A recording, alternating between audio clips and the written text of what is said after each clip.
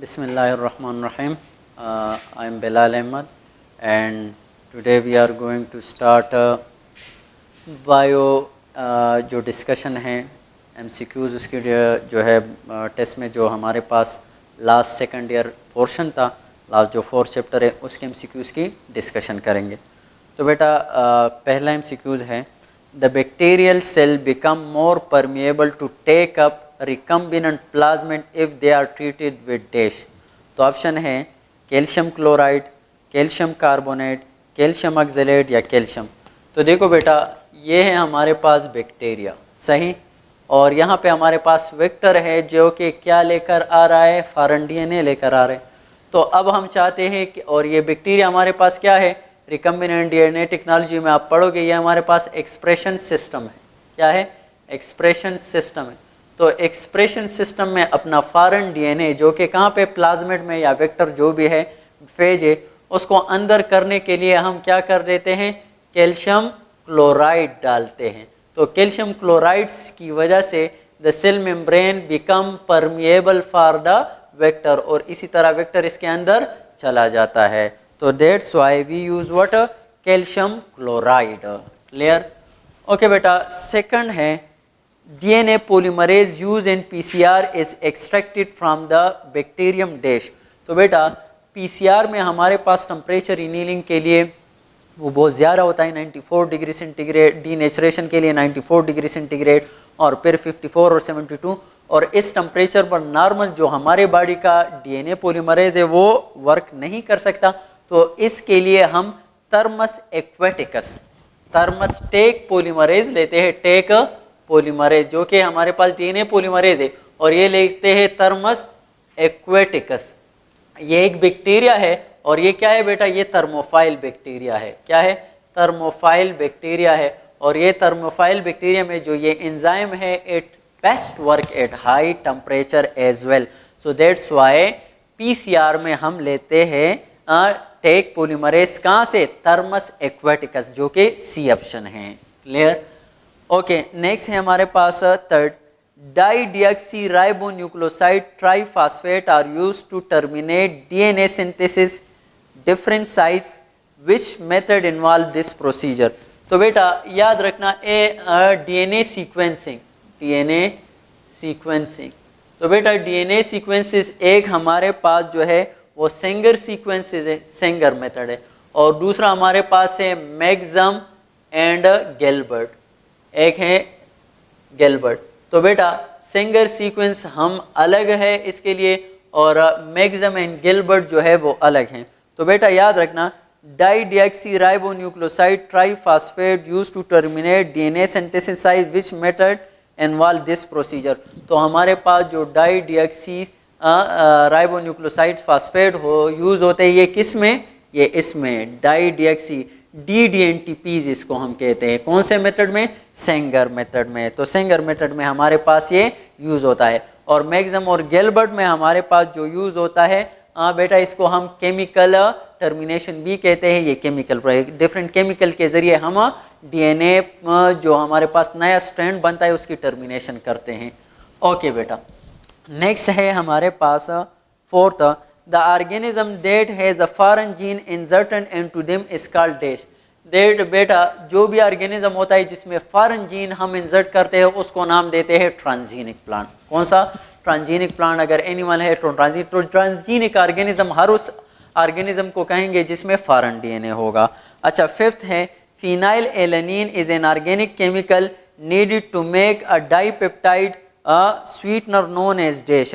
अच्छा बेटा, हमारे पास आपने पढ़ा होगा एक है PKU, फिनाइल केटोनूरिया।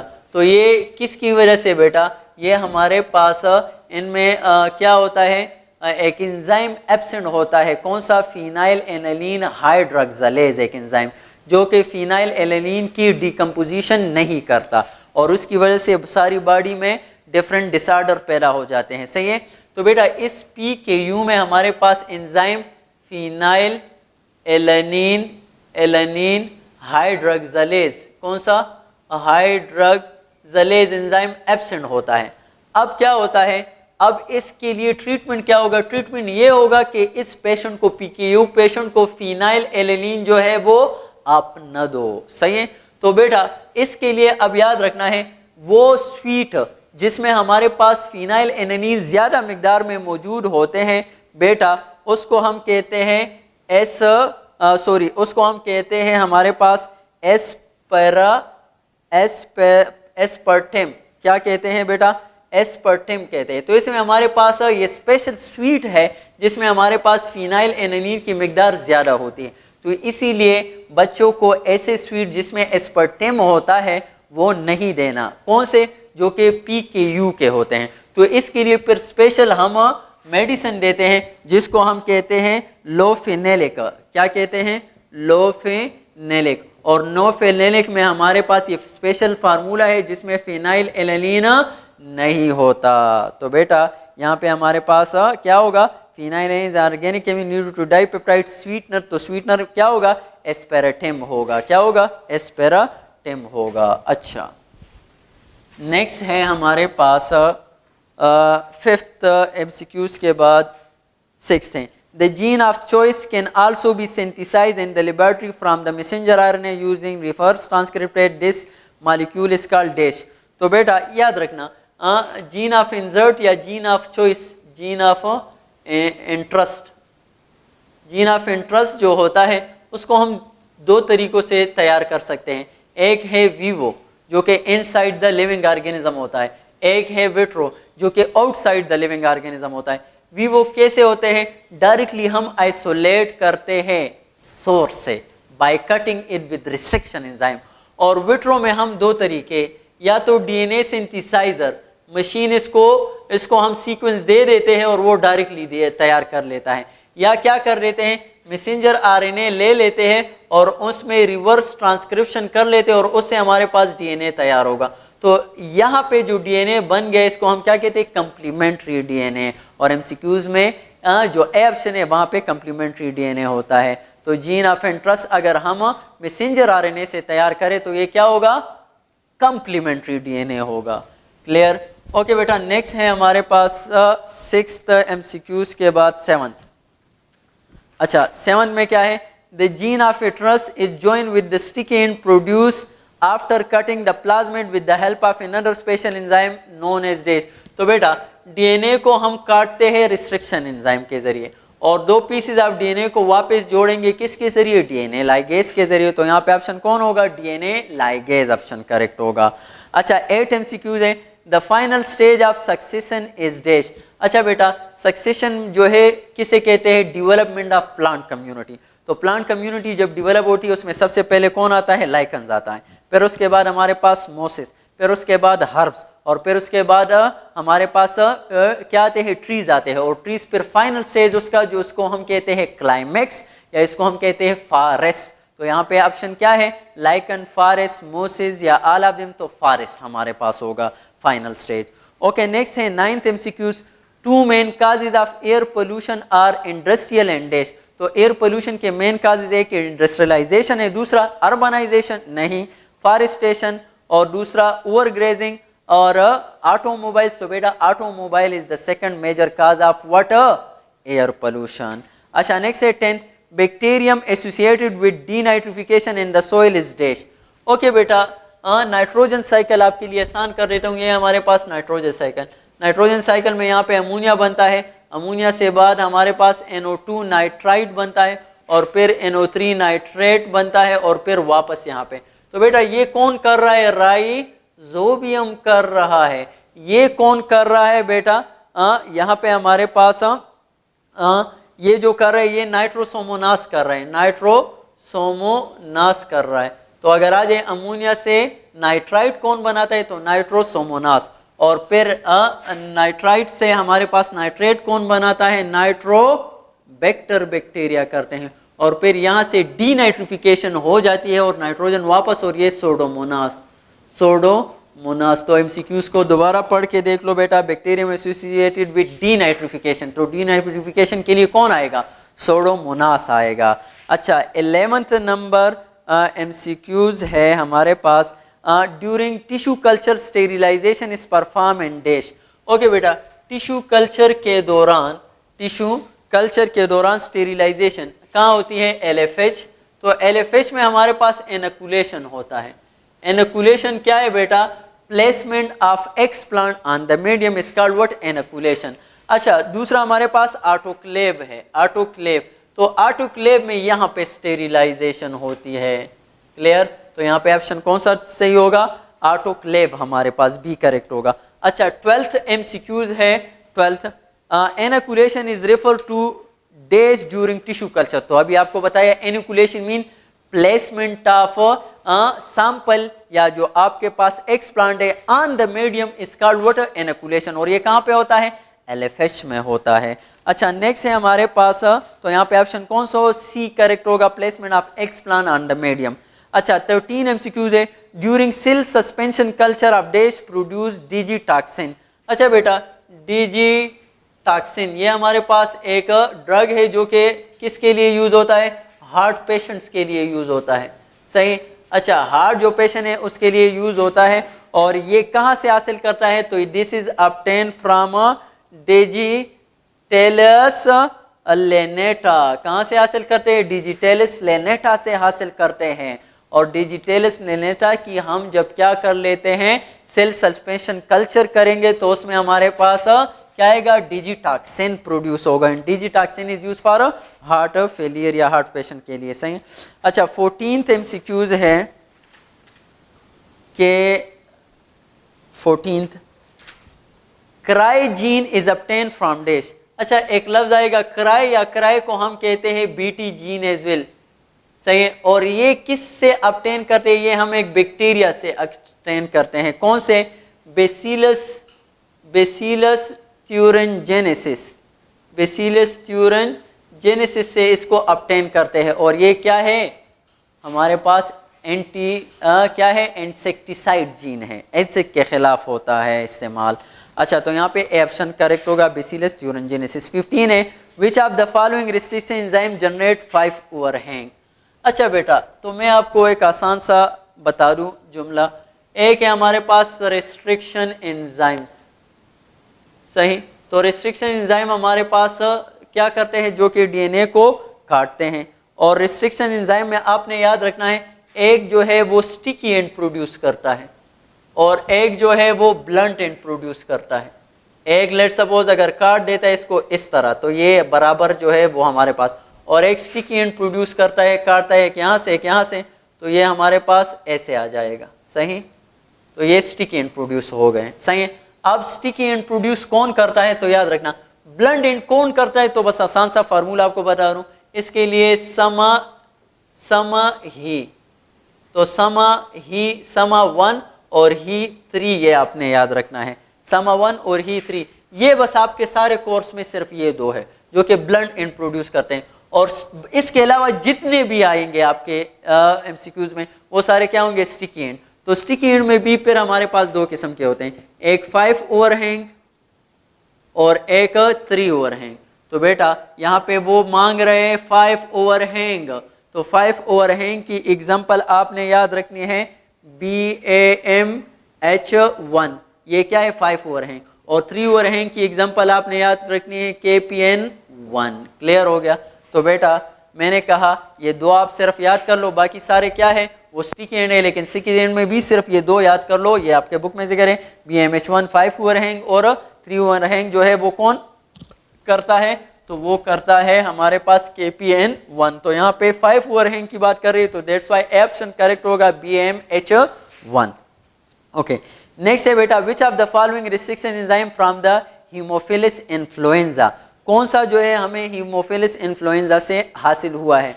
तो बेटा हिंद हमारे पास है 2, और इसी तरह जो है हीमोफिलस इन्फ्लुएंजा से हासिल करते हैं, एक है हिंद, एक है हमारे पास हिंद 3। तो ये दोनों हासिल होते हैं। अब यहाँ पे ऑप्शन में हिंद 2 ही है सिर्फ, तो दैट्स व्हाई ऑप्शन कौन सा करेक्ट होगा? बी करेक्ट होगा, हिंद 2। अच्छा बेटा, इसको आप कैसे पहचानेंगे कि ये किससे? तो इसमें जो पहला वर्ड है ये क्या होगा? ये जीनस के लिए होगा, और इसके साथ जो स्मॉल होगा ये किसके लिए होगा? ये हमारे पास स्पीशीज के लिए होगा। तो ही H से मुराद हीमोफिलिस, I से मुराद इन्फ्लुएंजा। आसान हो गया। तो इसी तरह आप अगर आ भी जाए तो इसको याद करने की जरूरत नहीं, सिर्फ फर्स्ट और सेकंड टर्म आप देख लो, उससे आप बैक्टीरिया का पता लगा सकते हो कि कहाँ से जो है वो ये हासिल होता है। ओके, नेक्स्ट है 17, dash is are selectable marker in PBR 322 vector. अच्छा बेटा याद रखना, PBR 322 वेक्टर जो है इसमें हमारे पास सेलेक्टेबल मार्कर जो होते हैं वो एंटीबायोटिक रेजिस्टेंट जीन है, और वो दो है, एक है बेटा हमारे पास एम्पीसिलीन है और एक है टेट्रासाइक्लिन है। सही, तो एम्पीसिलीन में हमारे पास फिर याद रखना इसमें रिस्ट्रिक्शन साइट जो है वो कौन कौन से होते हैं। तो बेटा इसमें आपने याद रखना है, इसमें हमारे पास कौन कौन से एंजाइम के लिए रिस्ट्रिक्शन एंजाइम होते हैं, PST1, PVU1 और इसी तरह हमारे पास SEC1। तो बेटा इन तीनों के लिए जो रिस्ट्रिक्शन साइज होते हैं वो एम्पीसिलीन रेजिस्टेंट जीन में होते हैं, और टेट्रासाइक्लिन में हमारे पास दो होते हैं रेजिस्टेंट जीन, एक है BAMH1 और दूसरा है हमारे पास कौन सा, तो यहाँ पे हमारे पास HEND3। तो इन दोनों के लिए BMH1 और HEND3 इन दोनों के लिए जो रिस्ट्रिक्शन चाहिए वो टेट्रासाइक्लिन में। MCQs की तरफ दोबारा आते हैं, dash is are selectable marker in PBR 22, तो ये दोनों सेलेक्टेबल मार्कर हैं। अब MCQs में कौन सा से कह रहे हैं, टेट्रासाइक्लिन, सेफलास्पुरिन, बोथ या नन, तो कौन सा ऑप्शन करेक्ट होगा, टेट्रासाइक्लिन। इसका जिक्र इसमें नहीं है, अगर इसका जिक्र होता तो फिर बोथ होता। समझ आ रही है? अच्छा बेटा नेक्स्ट है हमारे पास 18th MCQs, for primer annealing dash degree temperature is required in PCR। अच्छा बेटा PCR में बस आपको बता दूं आसान सा, PCR में हमारे पास 3 स्टेजेस होते हैं, एक है डीनेचरेशन, दूसरा है बेटा प्राइमर एनीलिंग और तीसरा है हमारे पास एक्सटेंशन या पॉलीमराइजेशन। तो बेटा डीनेचरेशन के लिए 94 डिग्री सेंटीग्रेड दरकार होता है, कितने 1 to 5 मिनट्स के लिए। अच्छा एनीलिंग के लिए हमारे पास टेम्परेचर दरकार होता है बेटा कितना 54 डिग्री सेंटीग्रेड, और कितने मिनट के लिए 2 मिनट्स के लिए, और एक्सटेंशन के लिए 72 डिग्री सेंटीग्रेड दरकार होता है 1 to तकरीबन अबाउट 1 मिनट के लिए। तो ये बातें आपने याद रखनी है। इसके लिए टेम्परेचर कितना है और यहाँ पे क्लियर। तो PCR में आप क्या, फॉर प्राइमरी एनीलिंग, तो प्राइमरी एनीलिंग के लिए 54 डिग्री सेंटीग्रेड 2 मिनट के लिए। अब ऑप्शन यहाँ पे कौन सा होगा, B option 54 degree centigrade. Done. Okay बेटा नेक्स्ट है हमारे पास 19, to find the location of a gene dash map is use. अच्छा बेटा genome map, to find the location of a gene dash to find the exact location, यहाँ पे exact उसने छोड़ा है तो इस वजह से to find the exact relative location, यहाँ पे ऑप्शन में relative location आप लिखो। तो relative location के लिए अगर आ जाए बेटा जीनोम मैप है, जीनोम मैप, तो जीनोम मैप आपने याद रखना है, एक है हमारे पास जीनोम मैप। तो जीनोम मैप ये चलो यहाँ पे हमारे पास to find the location of a gene then map is use, physical map, genome map, genetic map, आप तो डी ऑप्शन करेक्ट होगा, ऑल करेक्ट होगा। लेकिन जीनोम मैप फिर हमारे पास दो किस्मों का होता है, एक है जेनेटिक मैप और दूसरा है फिजिकल मैप। तो याद रखना जेनेटिक मैप किसके लिए यूज होता है, इस रिलेटिव पोजीशन मालूम करने के लिए, और फिजिकल मैप एग्जैक्ट पोजीशन मालूम करने के लिए। लेट सपोज मैं कहूँ हीमोग्लोबिन जीन कहाँ पे मौजूद है, तो मैं कहूँ ये हमारे पास मौजूद है 11th नंबर क्रोमोसोम पर, तो ये एग्जैक्ट हो गया। अब मैं कहूँ रिलेटिव, तो मैं कहूँ लेट सपोज इंसुलिन के साथ मौजूद है, तो इंसुलिन क्या दे रहा हूँ, इसकी रिलेटिव पोजीशन दे रहा हूँ। है ऐसा नहीं कि इंसुलिन के साथ मौजूद है, लेकिन मैं आपको ऐसे ही बता कि लेट सपोज इंसुलिन के साथ इसका लिंकेज है, उसके साथ मौजूद है। तो ये क्या बता रहा हूँ, ये बता रहा हूँ इसका क्या लिंकेज बता रहा हूँ। तो अगर लिंकेज बताऊँ तो जेनेटिक मैप, एग्जैक्ट बताऊँ तो फिजिकल मैप। क्लियर। अच्छा नेक्स्ट है, हाँ तो यहाँ पे ऑल ऑप्शन करेक्ट होगा। नेक्स्ट है हमारे पास 20, anther culture is also called dash culture, तो anther culture is also called बेटा माइक्रोस्पोर कल्चर, बी ऑप्शन जो करेक्ट है हमारे पास माइक्रोस्पोर कल्चर, बी इसे कहते हैं। अच्छा नेक्स्ट है 21, with in tetracycline resistant gene recognition site for dash is present in PBR T22। तो टेट्रासाइक्लिन में आपको मैं बता चुका हूँ कौन कौन से हमारे पास मौजूद है टेट्रासाइक्लिन में, BMH1 और दूसरा हमारे पास HIN3, वो दोनों मौजूद है। और यहाँ पे PST1, PVU1, SEC1 ये किस में मौजूद है, एम्पिसिलिन में मौजूद है। सो दैट्स व्हाई ऑप्शन कौन सा करेक्ट होगा, नन करेक्ट होगा, कोई भी यहाँ पे नहीं है। अच्छा नेक्स्ट है हमारे पास 22 MCQs, टेब। टेब जो हमारे पास TAB is an example of dash vaccine, तो ये कौन सा है बेटा, टेब से मुराद typhoid, paratyphoid A and paratyphoid B, और ये कौन से है बेटा, ये किल्ड वैक्सीन है। तो ऑप्शन यहाँ पे कौन सा आएगा, बी ऑप्शन करेक्ट होगा, किल्ड वैक्सीन। अच्छा नेक्स्ट है 23rd, for polio dash vaccine are available. Polio के लिए जो हमारे पास वैक्सीन होते हैं तो बेटा इसके लिए लाइव भी अवेलेबल है और किल्ड भी अवेलेबल है, तो इसीलिए कौन सा होगा, for polio dash vaccine are available, तो ऑप्शन हमारे पास कौन सा होगा, सी करेक्ट होगा, that is a both. Clear. अच्छा बेटा तो लाइव और किल्ड दोनों हमारे पास। अच्छा अब यहाँ पे लाइव की एग्जांपल तो वो है बेटा हमारे पास 7, और किल्ड की एग्जांपल तो वो है हमारे पास साल, और बेटा इसको हम OPV भी कह सकते हैं, उसको हम और ये ओरल पोलियो वैक्सीन भी कहते हैं, ये हम ओरल देते हैं। तो जितने भी ओरल देते हैं वो OPV होते हैं, 7 नहीं होते हैं। क्लियर। किस तरह याद होगा, तो के से मुराद किल्ड, सही है बेटा, आखिर में क्या आया है। ओके नेक्स्ट है हमारे पास 24, सेलेक्ट द मिसमैच पेयर। तो मिसमैच पेयर हमारे पास एक है वाइल्ड और डियर, तो डियर हमारे पास वाइल्ड एनिमल है। टेम और लाइन, टेम जो है हमारे पास क्या है, वो तमाम एनिमल जिसको जंगल से लाकर आप ट्रेन कर सकते हो और अपने फायदे के लिए यूज कर सकते हो, तो वो हमारे पास टेम है। अब लाइन के साथ इस तरह नहीं कर सकते, तो मिसमैच कौन सा होगा, बी। अच्छा डोमेस्टिक और फाउल, हाँ डोमेस्टिकेटेड है फाउल, और बोथ एंड सी, तो बेटा ऑप्शन बी करेक्ट होगा, टेम एंड लाइन जो है वो मिसमैच है। अच्छा नेक्स्ट है all of the following are drought animal except. अच्छा ड्राउट एनिमल क्या होता है, जिसको हम लोड के लिए इस्तेमाल कर सकते हैं, तो बेटा हार्स हाँ लोड के लिए, कैमल हाँ लोड के लिए, याक हाँ लोड के लिए, गोट, तो गोट को हम लोड के लिए नहीं, वो मिल्क पर्पज के लिए इसको इस्तेमाल करते हैं, तो गोट ऑप्शन एक्सेप्ट है। अच्छा नेक्स्ट है 26, लेब कंटेन ऑल एक्सेप्ट।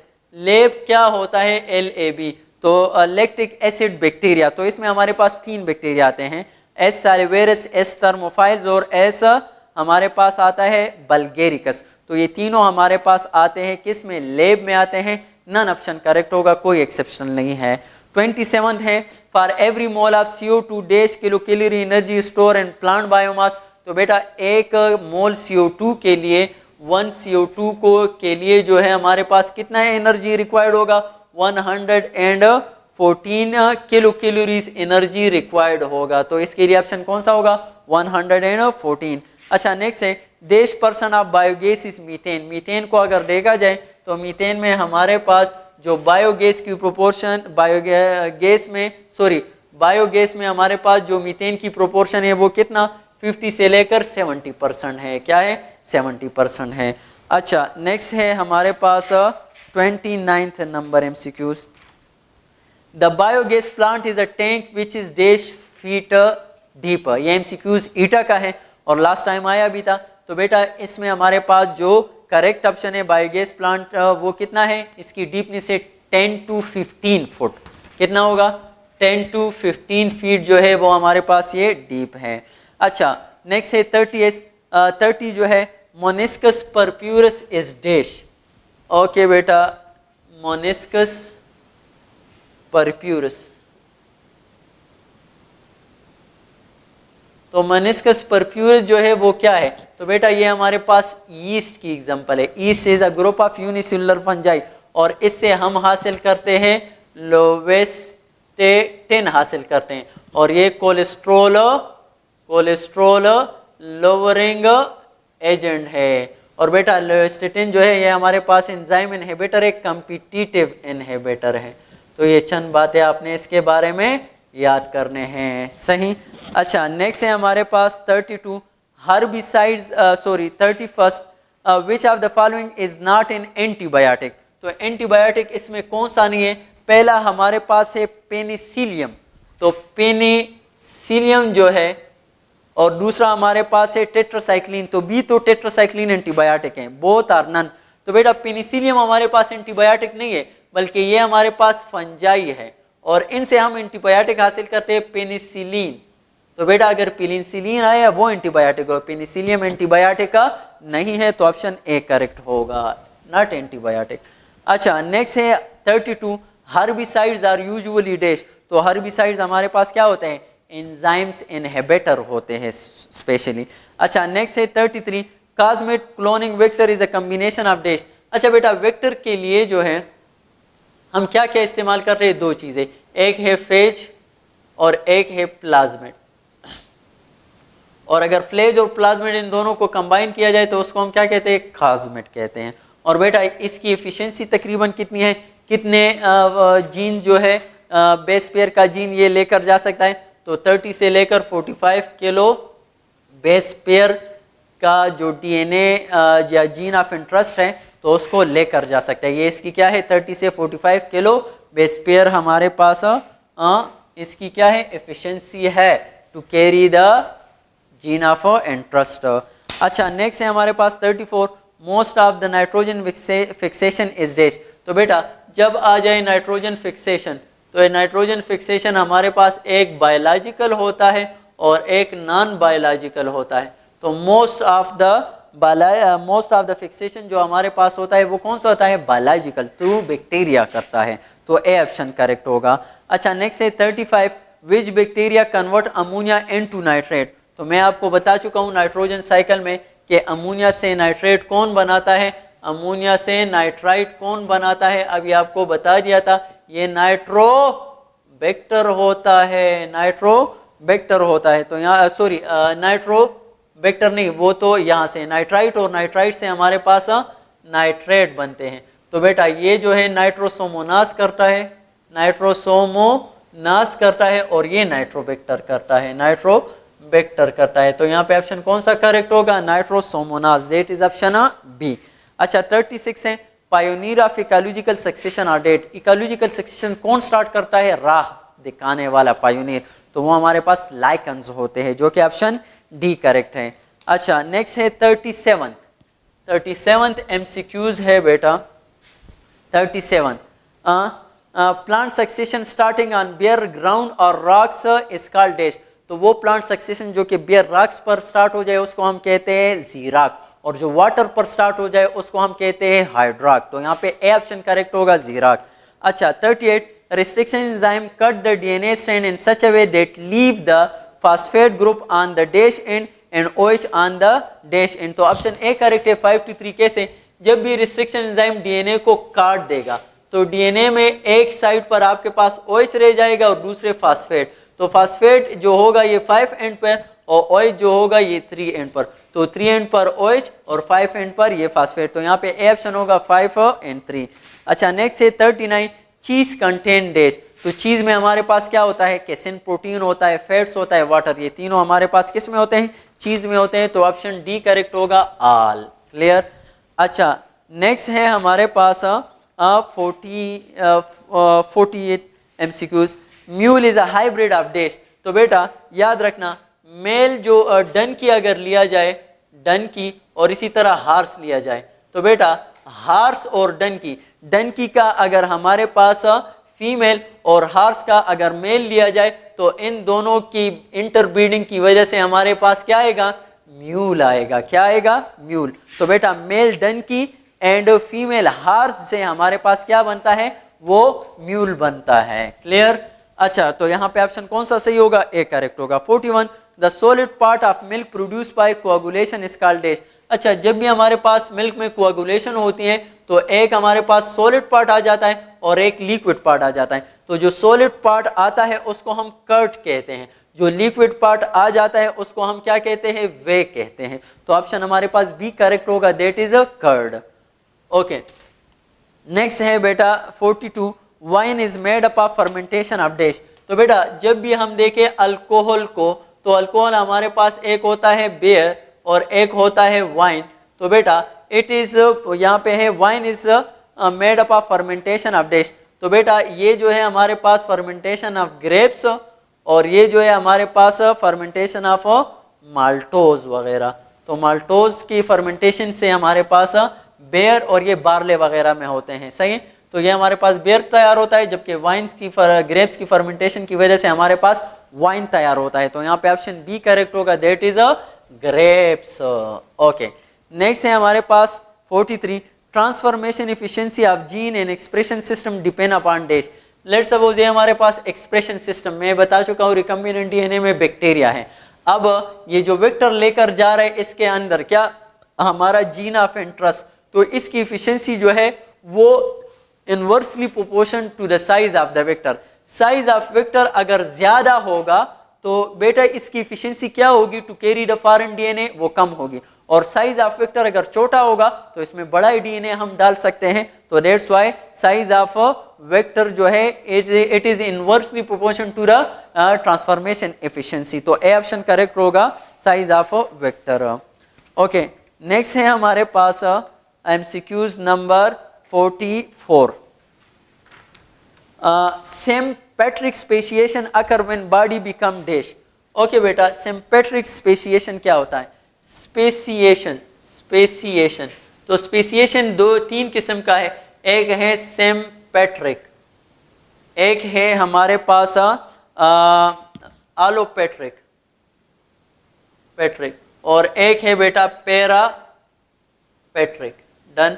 तो बेटा सिम्पेट्रिक स्पेसिएशन किसे कहते हैं? When the species are reproductively isolate. तो अगर रिप्रोडक्टिवली आइसोलेट होगा तो वो क्या कहलाएगा? Sympatric speciation. तो यहाँ पे सिम्पेट्रिक क्या होगा बेटा? जब स्पीसीज को रिप्रोडक्टिवली आइसोलेट करेंगे, तो रिप्रोडक्टिवली आइसोलेट जब करेंगे तो उनसे जो हमारे पास species diverse speciation new species बनेंगे उसको हम क्या कहते हैं?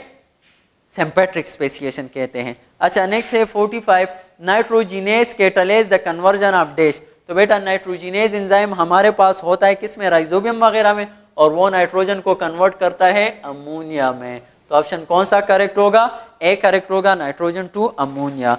अच्छा, नेक्स्ट है 46, एनाबिएना एजोलाई इज डैश। तो anabaena azollae is an example of cyanobacteria, C option correct.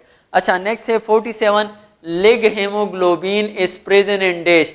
League haemoglobin, तो बेटा ये लिग हीमोग्लोबिन हमारे पास प्रेजेंट होता है राइजोबियम में, और ये राइजोबियम में जो एंजाइम होता है यहाँ पे नाइट्रोजिनेज एंजाइम। तो ये नाइट्रोजिनेज एंजाइम क्या होता है? सेंसिटिव टू ऑक्सीजन होता है।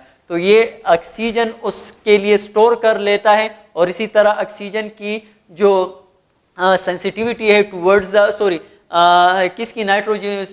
नाइट्रोजिनेज एंजाइम की जो सेंसिटिविटी है ऑक्सीजन के लिए, वो क्या कर लेता है? ये रिड्यूस कर लेता है bye storing it with league haemoglobin. Clear? अच्छा, नेक्स्ट है हमारे पास तो यहाँ पे ऑप्शन नन करेक्ट होगा, क्योंकि यहाँ पे एनालिड मोलस्क और आर्थ्रोपोड नन में हमारे पास है। 48, dash percent of all fresh water is an usable to human and land animal.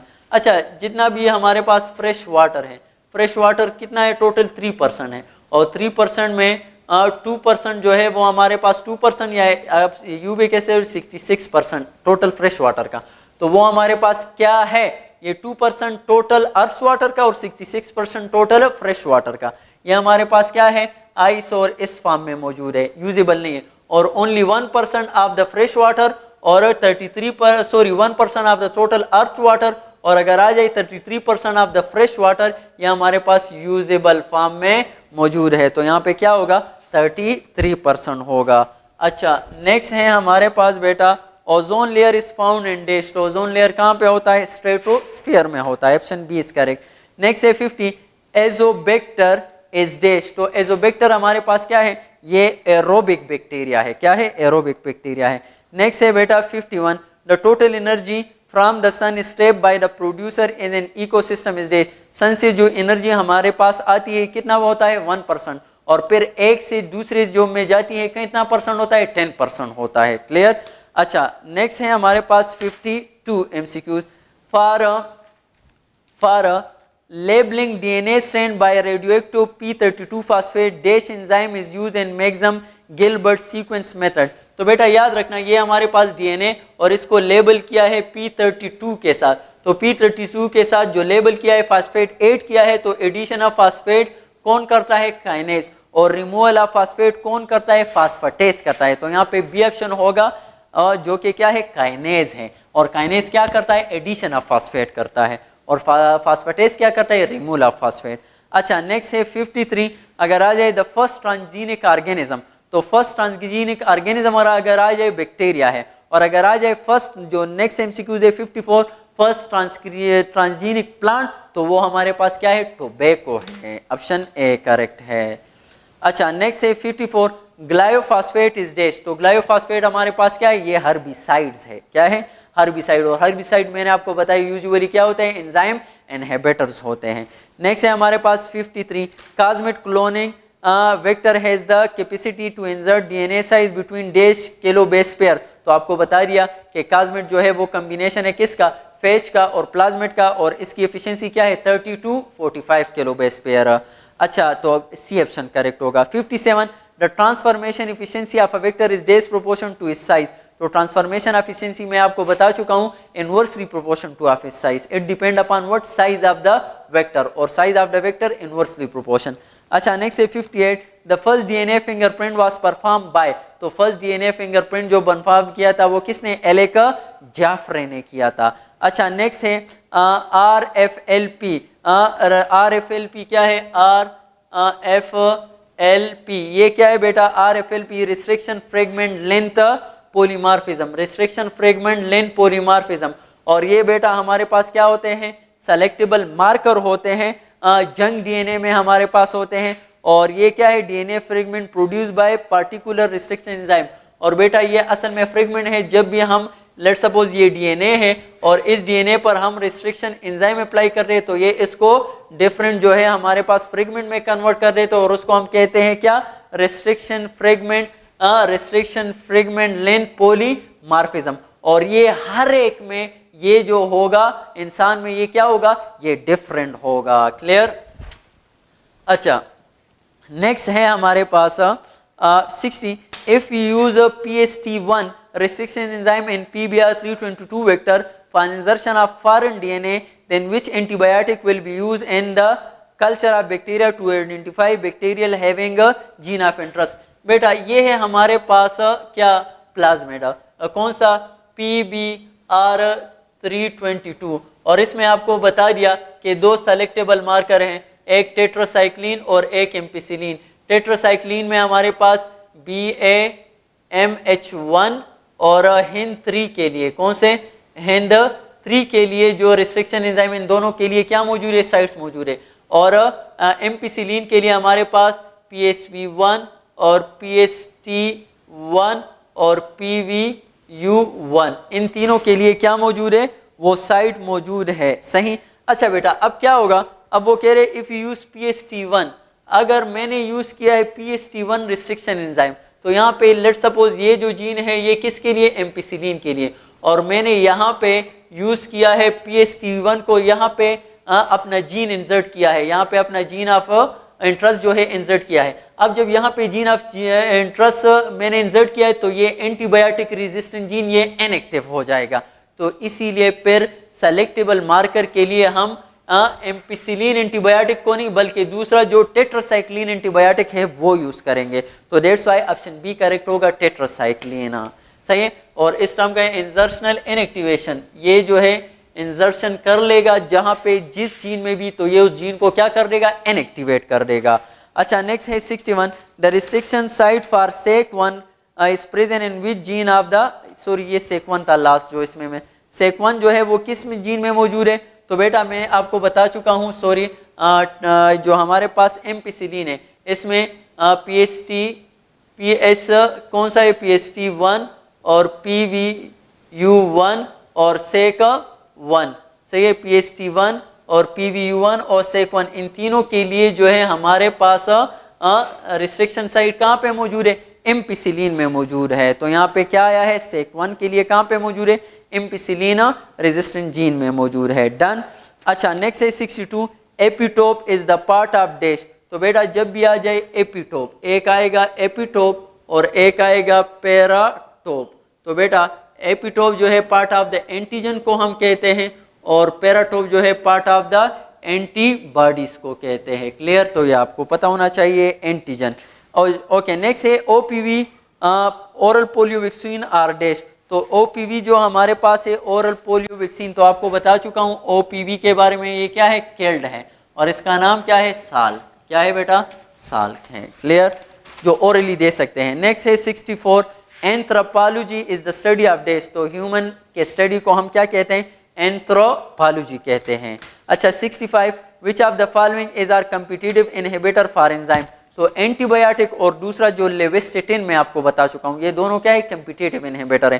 तो ऑप्शन कौन सा सही होगा, बोथ एंड बी करेक्ट होगा। नेक्स्ट है 66, the recombinant frequency will be high if. तो बेटा रिकम्बिनेंट फ्रीक्वेंसी जो है वो हमारे पास हाई होगी अगर क्या हमारे पास लेट्स सपोज ये हमारे पास एक क्रोमोसोम, तो बेटा ये हमारे पास एक जीन और ये दूसरा जीन है, तो इसके दरमियान जो हमारे पास क्या है, डिस्टेंस है वो ज़्यादा है, तो इसीलिए अगर इनमें हमारे पास जो रिकम्बिनेंट फ्रीक्वेंसी होगी, क्रॉसिंग ओवर जो होगा वो मैक्सिमम होगा, ज़्यादा होगा। तो अगर जीन जो है वो लिंक्ड नहीं होंगे तो रिकम्बिनेंट फ्रीक्वेंसी क्या होगी, वो ज़्यादा होगी। तो बेटा if gene are not link, तो ऑप्शन सी करेक्ट होगा। 67, the immunity produce through vaccination is called dash. तो जो वैक्सीनेशन के जरिए इम्यूनिटी प्रोड्यूस करते हैं ये हमारे पास क्या है, एक्वायर्ड इम्यूनिटी है, और एक्वायर्ड इम्यूनिटी में पेयर क्या है, एक्टिव इम्यूनिटी है। डन। अच्छा नेक्स्ट है 68, तो ए ऑप्शन करेक्ट होगा। नेक्स्ट है 68, the major feature of theory of nature selection is dash, adaptation to the environment, over production, survival and struggle for existence. तो all are the major feature of what theory of nature selection, all correct होगा। Next है 69, for the location या detection of a gene in DNA library which of the following is used. बेटा इसके लिए हम क्या, late suppose ये हमारे पास है डीएनए और इसमें हम लेट सपोज ये हमारे पास insulin gene ATCCCG let suppose. अब सारे डीएनए में हम मालूम करना चाहते हैं क्या, अपना जीन, तो इसके लिए हम क्या करेंगे, इसका कम्प्लीमेंट्री सीक्वेंस डाल देंगे। इसका कम्प्लीमेंट्री क्या आएगा, T और इसी तरह AGG और G और C, और इसको क्या करेंगे, लेबल करेंगे। तो अब ये जो लेबल हमने कम्प्लीमेंट्री सीक्वेंस डाला है for the detection of the location of the gene, तो इसको हम क्या कहते हैं, प्रोब कहते हैं। तो यहाँ पे क्या यूज होगा, प्रोब यूज होगा। 70 MCQs है, the wings of birds and insect represent dash. अच्छा बेटा इवोल्यूशन में दो टर्म्स यूज होते हैं, एक को हम एनालॉग कहते हैं, दूसरे को हम क्या कहते हैं, एनालॉग। तो बेटा एनालॉग क्या होता है, एनालॉग में हमारे पास स्ट्रक्चर जो होता है वो क्या होता है, डिफरेंट होता है, सही, और फंक्शन जो होता है वो हमारे पास क्या होगा, वो सेम होगा। तो एनालॉग कहते हैं वो तमाम ऑर्गन जिसका structure different but function same होगा, तो वो क्या कहलाते हैं, एनालॉग ऑर्गन कहलाते हैं। तो wings of birds and insect, दो इन सब का स्ट्रक्चर क्या है, डिफरेंट है, लेकिन फंक्शन क्या है, same, and that is what, that is flying, so that's why they are what, analog. Option B correct होगा। 71 है, the outer membrane of mitochondria show characteristics of this। तो बेटा ये है हमारे पास मेम्ब्रेन किसकी, माइटोकॉन्ड्रिया की। तो आउटर मेम्ब्रेन जो है ये हमारे पास यूकैरियोटिक ओरिजिन है और इनर मेम्ब्रेन जो है वो प्रोकैरियोटिक ओरिजिन है, सही। तो इनर मेम्ब्रेन प्रोकैरियोटिक और आउटर मेम्ब्रेन सिमिलरिटी शो करता है यूकैरियोट, तो बी ऑप्शन करेक्ट होगा, यूकैरियोट। 72 है, which of the following are vestigial organ in human female. तो ह्यूमन फीमेल में अपेंडिक्स, टेल बोन और नेक्टेटिंग मेम्ब्रेन, ये तीनों जो है ह्यूमन फीमेल में क्या है, वेस्टिजियल है, और मेल में इसके साथ एक और भी आ जाते हैं इन तीनों के साथ, कौन सा, मेमोरी ग्लैंड। तो mammary gland only vestigial organ है, किस में, मेल में, नॉट इन द फीमेल। अच्छा नेक्स्ट है हमारे पास 73, theory of catastrophism was proposed by dash. Catastrophism से क्या मुराद है, फॉर्मेशन ऑफ लेयर, और फॉर्मेशन ऑफ लेयर जो है ये थ्योरी किसने पेश की थी,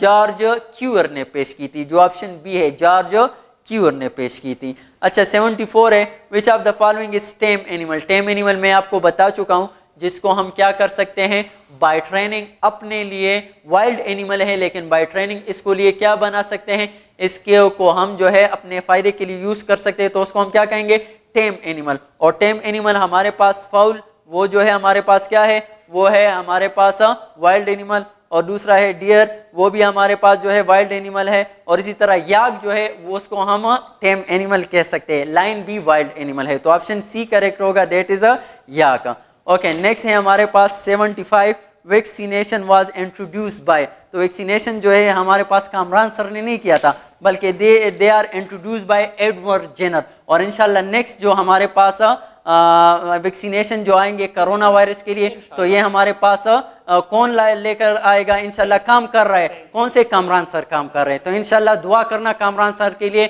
और फिर क्या होगा, आपके पास पाकिस्तान में सबसे बड़ा जो है वो हमारे पास साइंटिस्ट, वो नाम आ जाएगा सर कामरान। और आप उसके लिए जो है खुशकिस्मती से आप ये कि हाँ I am one of the student of sir Kamran, मैं जो है इसके साथ हमने पढ़ा है, सो दैट्स व्हाई ये आपके लिए खुशकिस्मती होगी। नेक्स्ट है हमारे पास 76 and tissue culture explant is a place on the surface of culture medium is term is dash. तो बेटा मैंने आपसे कह दिया है कि कल्चर मीडियम के ऊपर जब आप एक्सप्लांट रखते हो that is called inoculation, C option correct होगा।